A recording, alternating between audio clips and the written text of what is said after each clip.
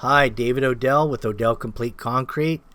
Here we are at part 2 of a 4-part series. If you've seen part 1, you know how we got to this point. Basically, we had a driveway, we had an existing wall, we had a raised porch. It all came out because it was all done wrong. Above the weep screed, as you can see the line in the back on that stucco, that's how high the concrete used to be. And it just didn't fit, so we're going to change it. There's some old sprinkler lines. What we're doing here is we're digging the footing. This particular video is all about the block wall. It's going to be about the poured in place concrete cap we're going to do, the entire setup to do the cap, and how we get there. Also, we're mixing this footing, virtually by hand. We got some pre-bag mix here. This is some 3,500 or 3,000 psi. It's not that crucial on a footing like this. This is going to be a 2-foot high wall. It's a little seat wall basically. Gives a little privacy on the front of the house. It breaks it up and separates the front porch area from the driveway. That's kind of the goal here. And you'll see it when we get to the end at part 4. So you may want to like, share, subscribe, and hit the notifications so everybody can see this entire series from beginning to end, and you'll get notified as soon as we upload part 3.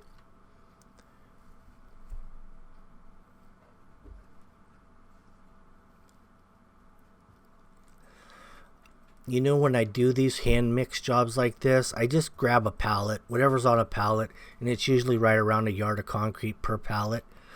Whether I get a half yard or say the job calls out for 3/4 of a yard or half yard, I just throw the pallet on because it's a forklift maneuver, and then it's a fork maneuver getting it off and returning it. So there's zero waste, zero wasted energy.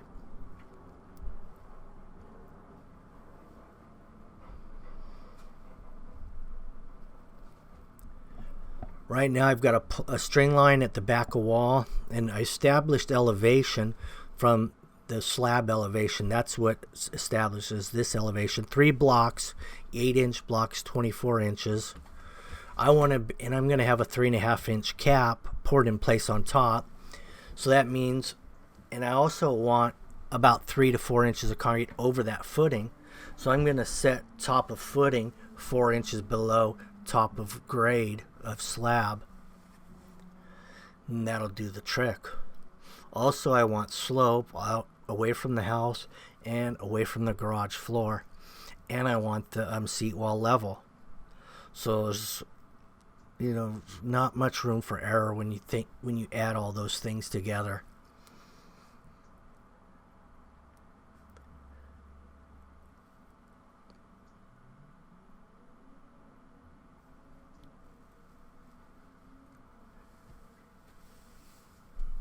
All this entire block I just did modular because I like to limit my cuts.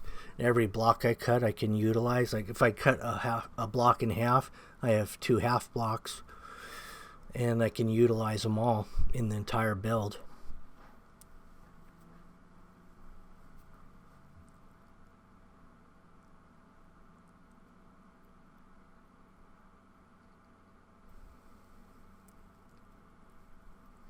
This block doesn't have to be real pretty either, because I'm going to be covering this entire block surface with a stone fascia, and then I'm going to do stucco at the backside to match house. The front facade will be natural stone, and we'll show that as well. I believe that's in part 4. See, notice how I set my leads on either end, and then of course we're going to have a bond beam right here. You see the rebar sitting on there. I'm going to drop the bond beam block right over the top of it. So basically what we have here is we have the footing about 14 inches deep by about 14 inches wide.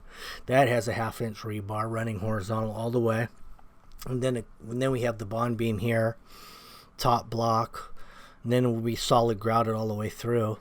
And if you had seen part 1, you'd see what we removed: hollow block wall. No steel whatsoever, so it came out really easily. This one's going to be a different story removing in the future. Also, so technically we're going to have another bond beam in the cap itself, because these rebars you see stubbed up, Those are going to remain stubbed up until I solid grout, and then I'm going to bend them over and prep them for the cap to be poured in place. And that'll also have rebar in it. So that's a double bond beam within 8 inches. So it's a structural wall cap, basically.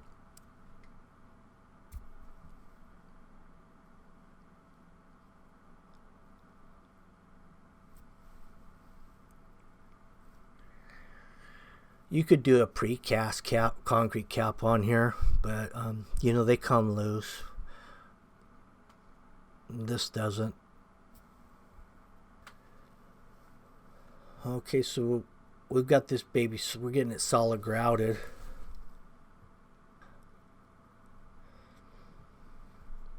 On the back side of this wall, I'll do a scratch coat, and then I'll do some little patching around the house where when the concrete came away from the house, we had a little stucco damage here and there. Here's the scratch coat going on the back of this wall, and that's a 5x12 trowel, which I use just about for everything. Real all-purpose size trowel.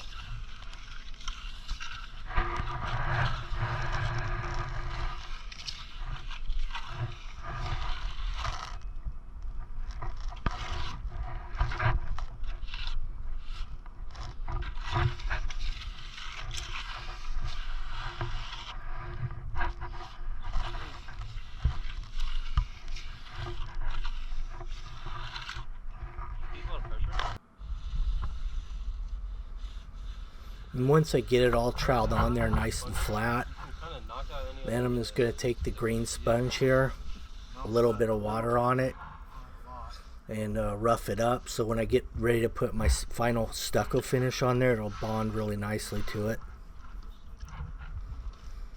These sponges build up pretty quickly with cement, so you got to keep rinsing them in the bucket.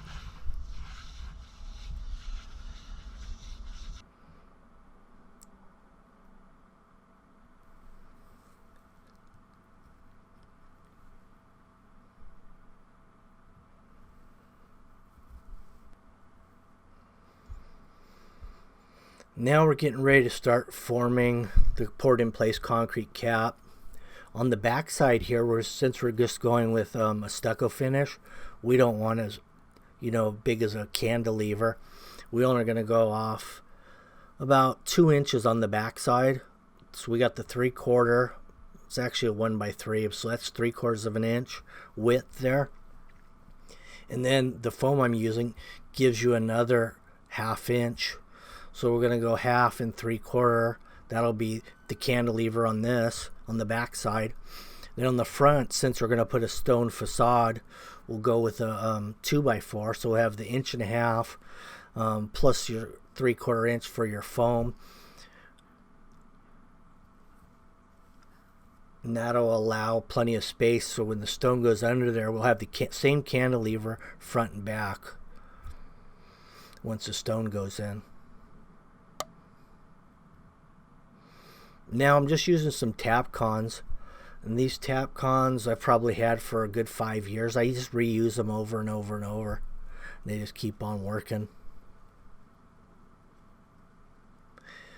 A lot of times I have some big 1.5 inch wide washers that I'll also use depending on the material. I'll put those on the Tapcons and sometimes hug the styrofoam, or depending on what type of wood I'm using, I might throw some washers on them then as well.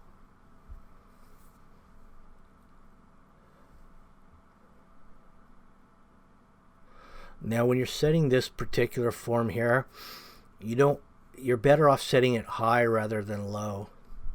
So when you go to strip, if you're low, you could pull the whole front all the way back to that, on top of that wall. That whole chunk could fall off with it when you go to strip and face.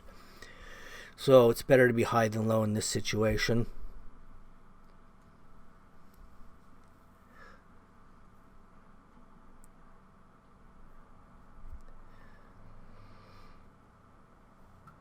We're going to wrap the ends of these walls with stone as well. So the ends will get wrapped, the front fascia, the back side's going to be stucco.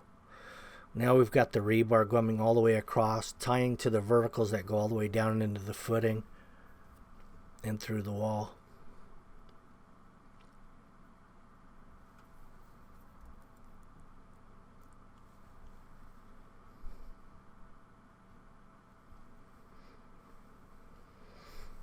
Now this foam that I got here is the rigid. It's not a reusable type, which is they stay much straighter and they work a lot better than the reusable type foams.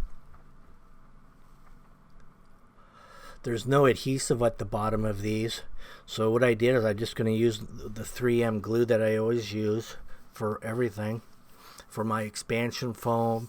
So I've got one thing in the truck that works for a lot of different stuff.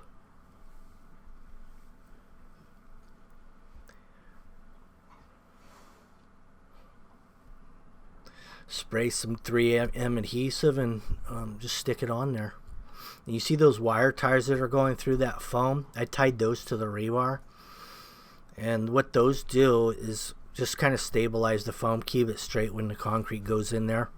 And they have a breakaway halfway into the concrete when you start to twist that wire around to remove them. When you get ready to face the concrete, they snap off internally, and then you can pull the wire right out. And then you go ahead and finish it any type of finish you want: sand wash, broom finish, smooth finish. You could add color hardener and stamp it. You could stain it in the future. A lot of options. But this one's just going to be a real simple one. It's just going to be a smooth trowel. We're just going to shine it up so you can almost see your reflection on it.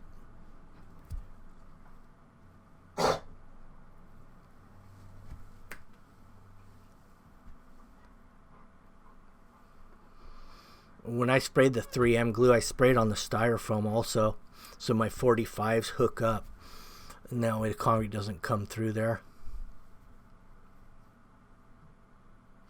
But as you'll notice, when I start to do the pour, I had a couple blowouts, which happens when you're doing concrete.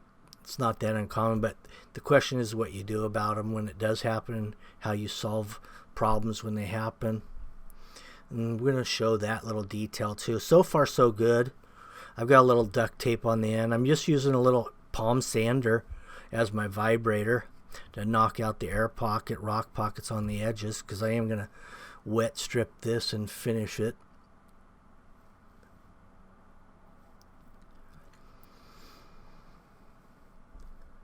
So right down here near the end, you can see how well that little vibrating sander works.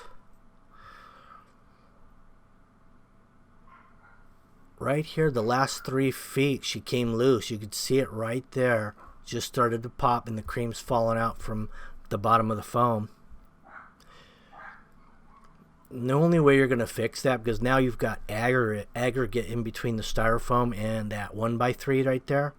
You got to take all the concrete out, push it away, clean out, and then push it back. And we can't use glue at this point because the moisture is in the wood and on the foam at this point. So now you got to go old school style on it.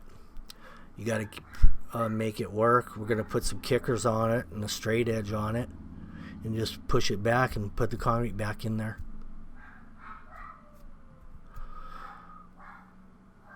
You could start with this system to begin with if you wanted to, and put a couple screws just to hold elevation. That'd work fine too. We just didn't get enough glue, basically. We should have probably sprayed glue twice, put it on there a little thicker, and I think that would have did the trick. And next time that's what I'll do. I'll just make sure I put more glue.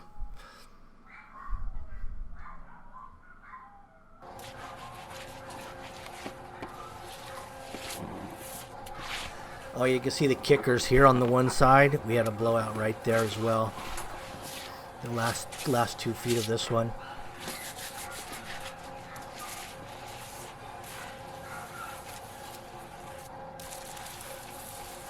Now you got to make sure these are straight, because when you go to strip and it's sitting up there in the air for, it's real visible. So you got to be perfect.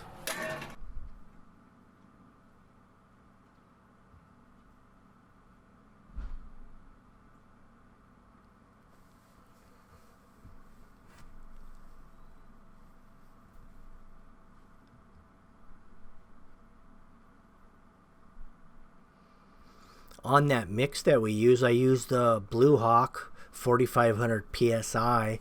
I added a handful of fiber in each batch that I made, which was a full wheelbarrow, about 5 60-pound bags, about a small handful of fiber in each load. And what that allows me to do is strip this face off without getting corner sags and edge sags, stuff like that. I can pull a little early with the fiber in there. Helps maintain its shape. Now that we've pulled that first strip off, we just have to, the foam already has an edge in it. It's a 3/8 radius, so we're going to use a 3/8 edger at the bottom. We are using a 1/2 inch at the top.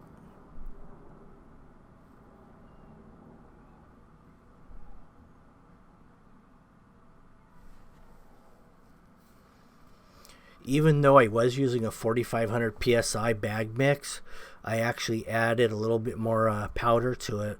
I added a shovel per 5 bags, 5 60-pounders. So every 300 pounds, you got another shovel full of Portland going on top of that 4500 mix design.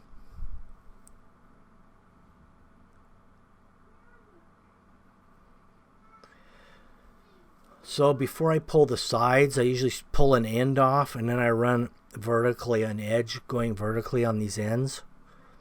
It gives me something to press against and gives me a good guide. And then I can pull the sides after I get my end radiuses in.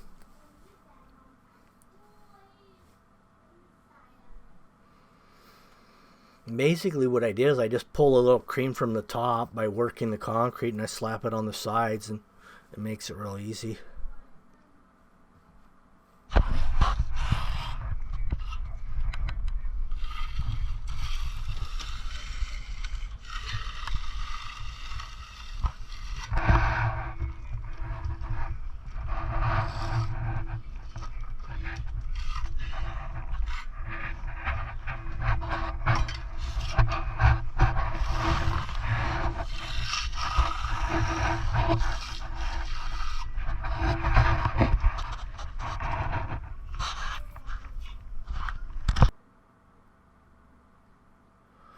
Now there's a real trick to pulling these styrofoams too without breaking away your cantilever in the process.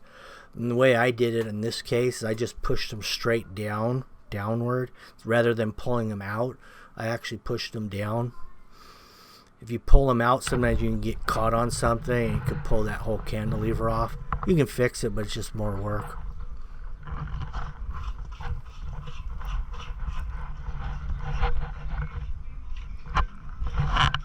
So right now the height from top of wall to dirt is about 24 inches. Once we get the slab in, we'll be about 20 in. Anyway, thank you for watching, and you may want to subscribe and hit the notification so when we upload, you get it right away. Have a good one. Bye.